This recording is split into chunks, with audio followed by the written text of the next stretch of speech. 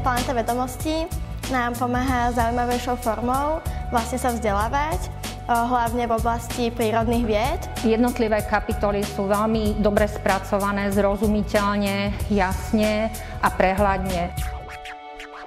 Nachádzame sa na pôde Obchodnej akadémie Imricha Karvaša Bratislava, v Petržalke, v mestskej časti, kde sú dve štátne obchodné akadémie.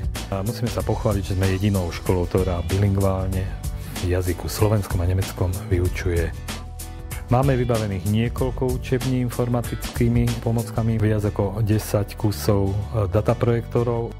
Konečne sa nám podarilo získať aj dve interaktívne tabule. Hlavne tá druhá interaktívna tabula, ktorá je ocenením v súťaži o najlepšiu prípadovú štúdiu v projekte Planéta vedomostí, ktorú organizovala spoločnosť Agemsoft, vás mimoriadne teší.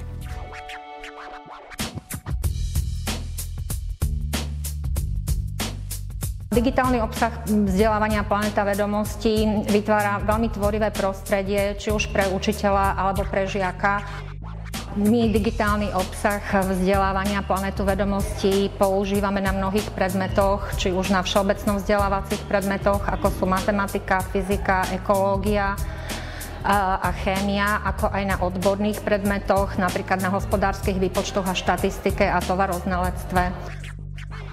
Veľmi doporučujem všetkým učiteľom skúsiť tento digitálny obsah vzdelávania Planétu vedomostí, pretože žiaci ho považujú za veľmi atraktívny, príťažlivý. Žiaci ho pozitívne vnímajú, veľmi radi s ním pracujú a v podstate sa škola mení na hru.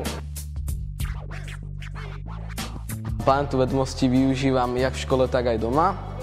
Planéta vedomostí mi pomáha vo všetkých predmetoch, ktoré poskytuje, najmä v prírodných vedách, ako je napríklad chémia. Najčastejšie využívame vlastne videá a tie cvičenia.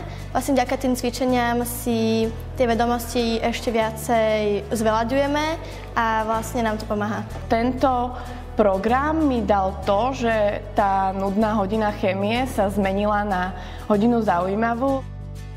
Planéta vedomostí nám príslušným vyučujúcim i nakoniec vedeniu školy pomáha v tom, aby sa obsah a práca s vedomosťami a získanými zručnosťami modernizoval